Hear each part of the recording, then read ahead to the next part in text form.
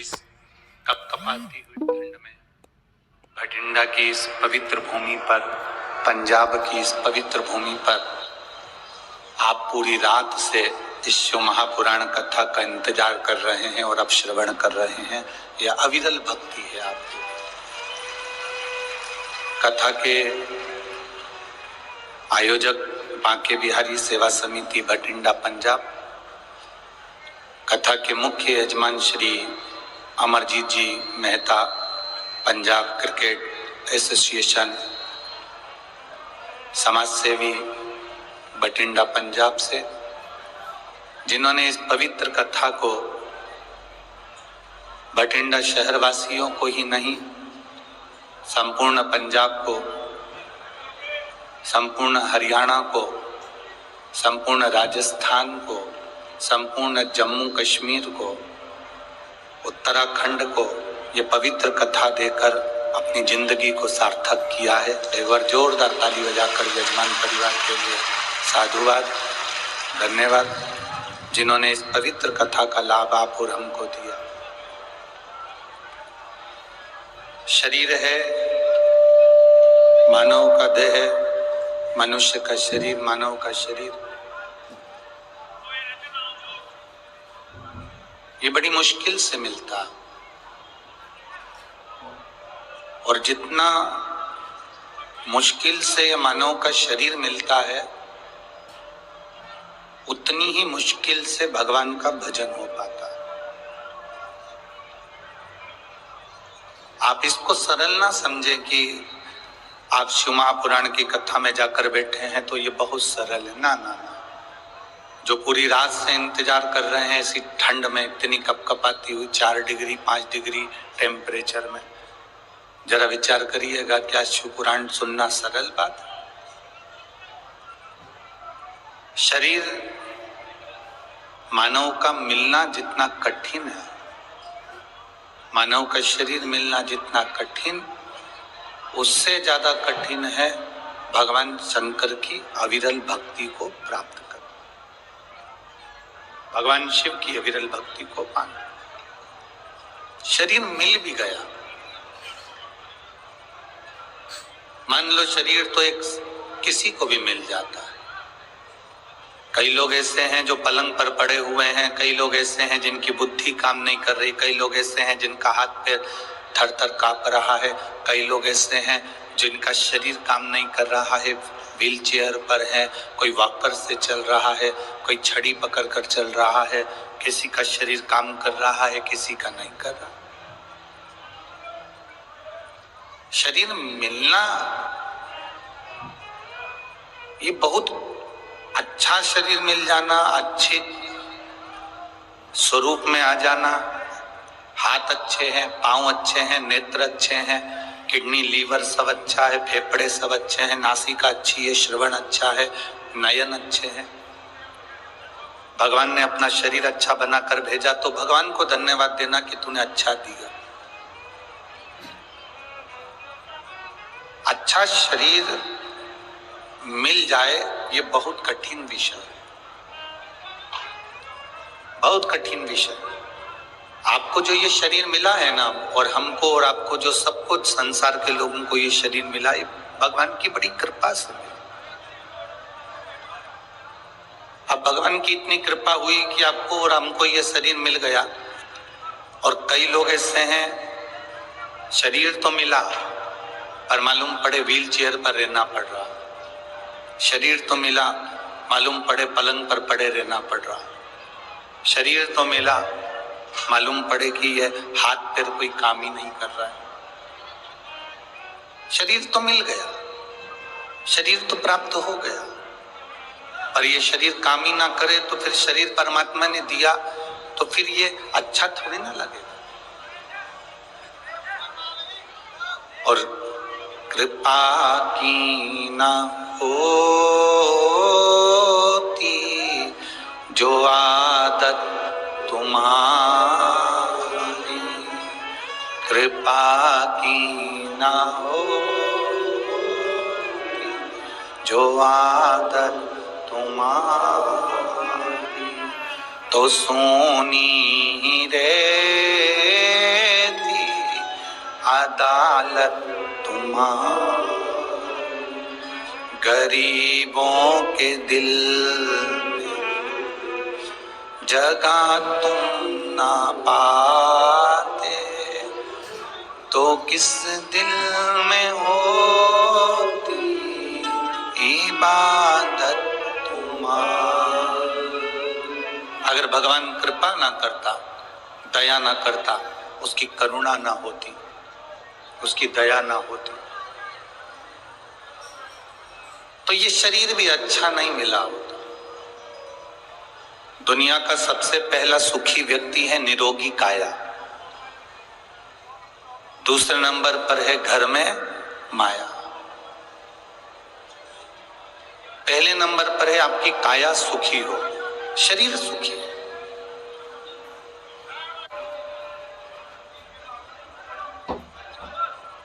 दुकान चलाते चलाते, परिवार चलाते चलाते, नौकरी करते करते, परिवार को संभालते संभालते, मने जिस दिन ये कदम, गुरु नानक देव जी कहते हैं, जिस दिन ये कदम गुरु के द्वार तक चले जाएं, घर का काम करते करते, परिवार चलाते चलाते, व्यापार करते करते, व्यवसाय करते करते, नौकरी धंधा पानी करते करते, जिस दिन ये कदम गुरु के द्वार तक चले जाएं, जिस दिन ये कदम परमात्मा के द्वार तक चले जाएं, जिस दिन ये कदम उस परमात्मा रब के दरवाजे तक चले जाएं, तो समझ लेना कि तुमने चारों तीर्थ पूर्ण कर लिए हैं, तुमने अपने तीर्थ पूरे करे। गुरु नानक देव जी कहते हैं, कर्म करते करते, काम करते करते, हमारा ये शरीर अगर किसी सच्चे गुरु की शरण में जा रहा है, भगवान के दरवाजे तक जा रहा है, मंदिर देवालय शिवालय तक जा रहा है, तो समझ लेना कि आप अच्छे कर्म कर लिए, आपने चार धाम की यात्रा कर ली, अच्छे कर्म आपने कर लिए, ये चित्त आपके।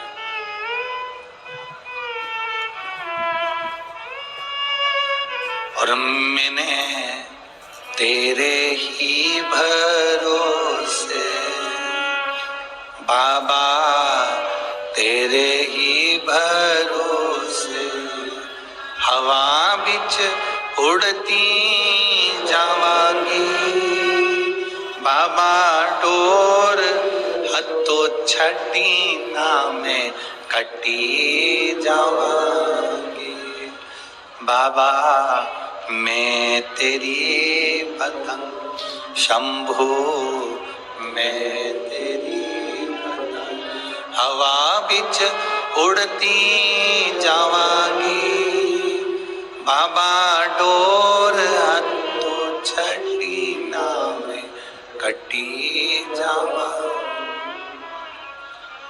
अपने जीवन की गाड़ी को चलाते चलाते परमात्मा का भजन हो जाना, ये श्रेष्ठ है। अपने जीवन को चलाते चलाते परमात्मा की भक्ति हो जाना, ये श्रेष्ठ है।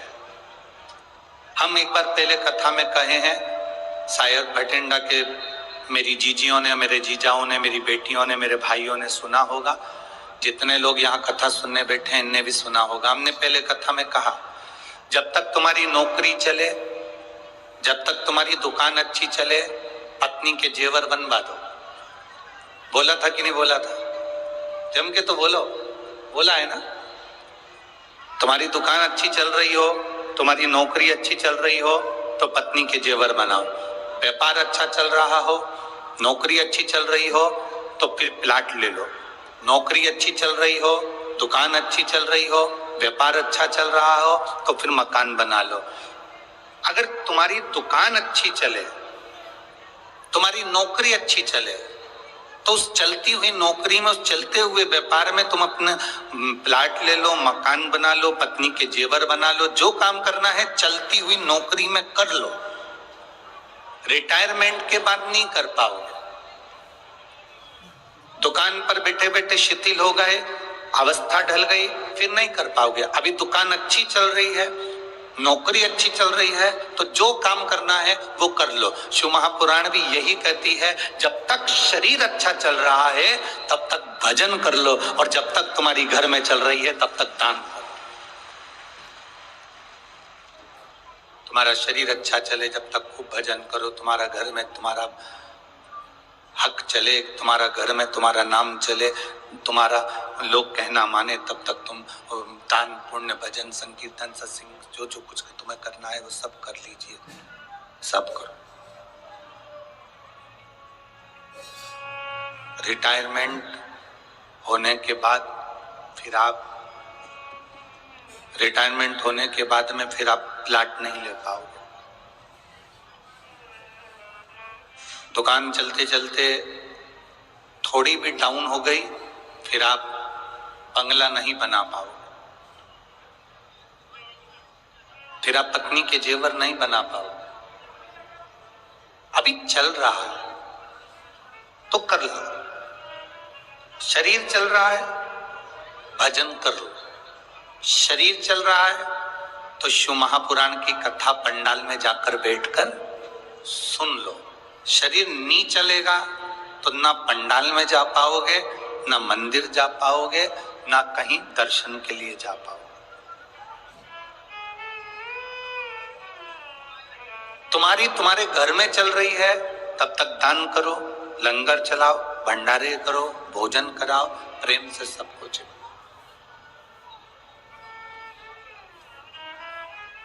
जिस दिन तुम्हारे घर में चलना बंद हो जाएगी फिर कोई तुमको नहीं पूछेगा। फिर तुम कहो भी कि 5 रुपए वहां पर दे दो तो लोग देंगे नहीं। तुम कह भी दोगे कि वो 10 रुपए वहां पर जमा करिया, पेटीएम कर दे, ले गूगल पे कर दे, तो बच्चे अपने खाते में कर लेंगे, पर वहां नहीं भेज पाए। कठिन है। चलते चलते करो, चलते चलते।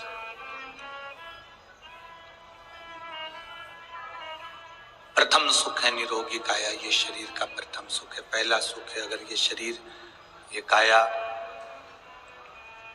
अगर ठीक है तो आप अपनी जिंदगी का सारा कार्य कर सकते हो, सब कुछ। काया ठीक नहीं है, कुछ नहीं कर पाओ। एक पत्र है,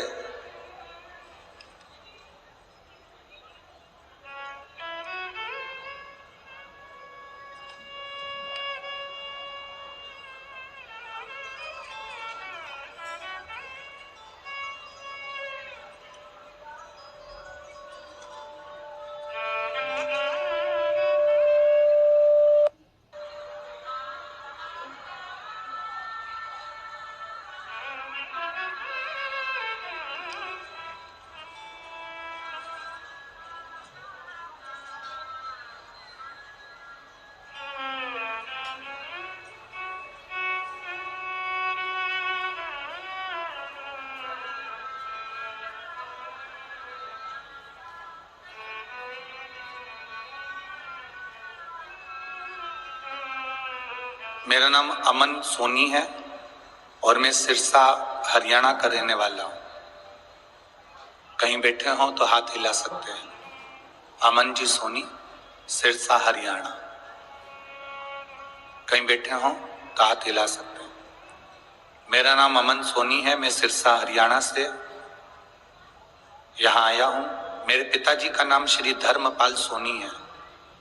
मेरा फोन नंबर ये है। एक लोटे जल का मैं वर्णन करना चाहता हूँ। गुरुदेव, 2021 में मेरे पिताजी को पेट में गांठ हो गई, 2-3 गांठ और आई।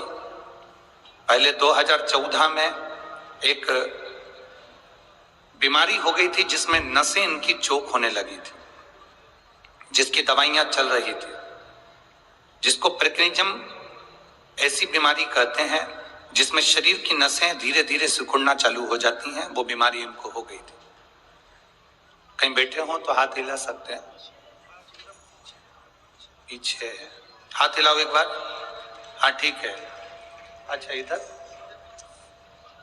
पिताजी उधर बैठे हैं, ठीक है। आप उनके सुपुत्र हैं।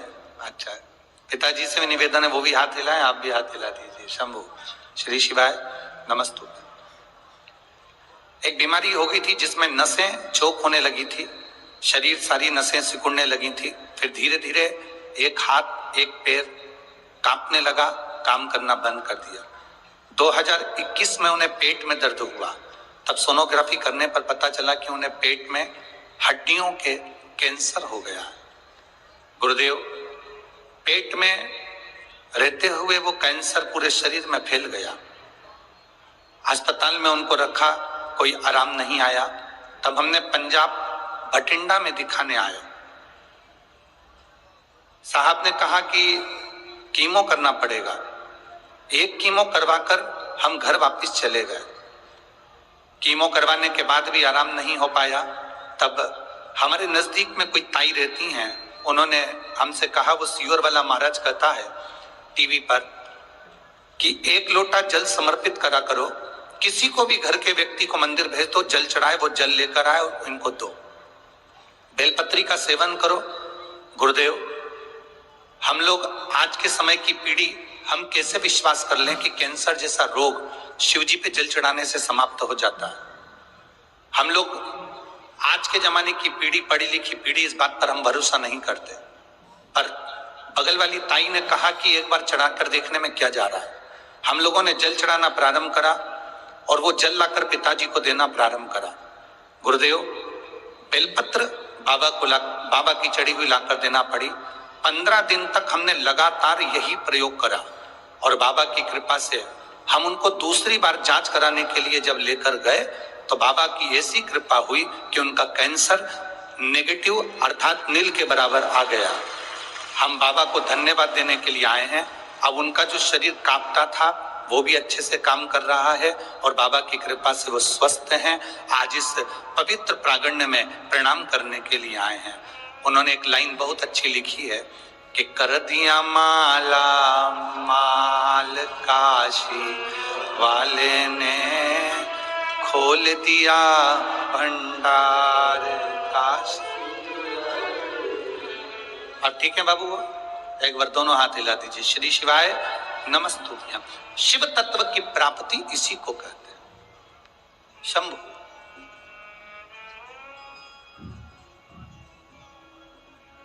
आप भरोसा करें ना करें, आपका विश्वास अगर दृढ़ है, आपका भरोसा यदि दृढ़ है तो शिव आपके करीब में है, भगवान शंकर आपके नजदीक में है। बस भरोसा टूटना नहीं चाहिए, भरोसा दृढ़ रहना चाहिए। भरोसा यदि पक्का है, रिटर्न बढ़ाओ, भरोसा यदि पक्का है, विश्वास यदि दृढ़ है तो जीवन का सारा सुख अपना है, सारा सुख।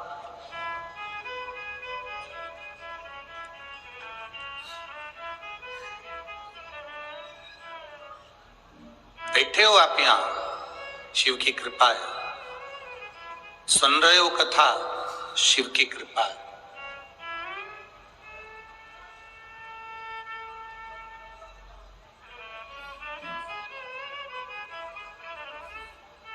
कभी अपने भीतर एक विश्वास को जब हम दृढ़ बनाते जाते हैं, एक भरोसे को पक्का बनाते जाते हैं, तो परमात्मा भी हमारे करीब में आना प्रारंभ कर देता है। विश्वास पक्का कब नहीं होता? जब हमारे भीतर थोड़ा सा अहम होता है। हमारे अंदर यदि अहंकार है, हमारे अंदर यदि अहम है, तो हमारा विश्वास दृढ़ नहीं होगा।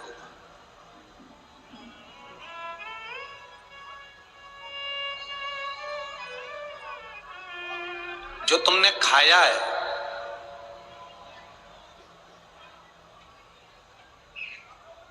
जो तुमने खाया, हमने खाया, वो 24 घंटे के अंदर उसको निकालना जरूरी है। अगर वो 24 घंटे के अंदर हमारा खाया हुआ नहीं निकलता तो हमें बीमारियां आना प्रारंभ हो जाती हैं। बोलो सही है? जो हमने खाया उसको 24 घंटे में निकालना जरूरी हो जाता है, नहीं तो बीमारी लगना प्रारंभ हो जाती है। जो हमने पानी पिया वो 3 से 4 घंटे में निकालना जरूरी हो जाता है, नहीं तो बीमारी लगना प्रारंभ हो जाती है। जो खाया उसको 24 घंटे में निकालना जरूरी है, जो पानी पिया उसको 3 से 4 घंटे में निकालना जरूरी है, जो श्वास हमने ली उसको 1-1.5 सेकंड के अंदर, 2 सेकंड के अंदर बाहर निकालना जरूरी है। उसी तरह हमारे भीतर यदि अहंकार भर गया, काम भर गया, आसक्ति भर गई, क्रोध भर गया, तृष्णा भर गई, तो इसको अंदर मत रखो, इसको भी निकाल कर बाहर फेंक दो, नहीं तो ये भी बीमार कर देता है, ये भी बीमार कर देता है। जैसे खाया हुआ भोजन पेट में नहीं रखना, उसको निकालना पड़ेगा, पिया हुआ पानी पेट में नहीं रखना, उसको निकालना पड़ेगा, ली हुई श्वास हमारे भीतर नहीं रखना, उसको निकालना पड़ेगी, नहीं तो ये बीमारी उत्पन्न कर देती है। उसी तरह हमारे भीतर यदि अहंकार आ गया, काम आ गया, आसक्ति आ गई, तृष्णा आ गई, लोभ आ गया, क्रोध आ गया, इसको निकालना जरूरी है। अगर ये अंदर रह गया ना तो फिर ये दिक्कत दे जाएगा, फिर ये परमात्मा से मिलने नहीं देगा। ढीले कम करो, ये परमात्मा से मिलने नहीं देगा, ये भगवान के करीब में नहीं आने देगा। हमारे भीतर का अहम हमें बाहर छोड़ना। ये जितने भी असुर होते हैं ना, राक्षस, ये केवल अहम में रहते हैं। एक बहुत अच्छा चरित्र आता है स्कंद पुराण के अंदर। महेंद्रपुरम के एक राजा थे,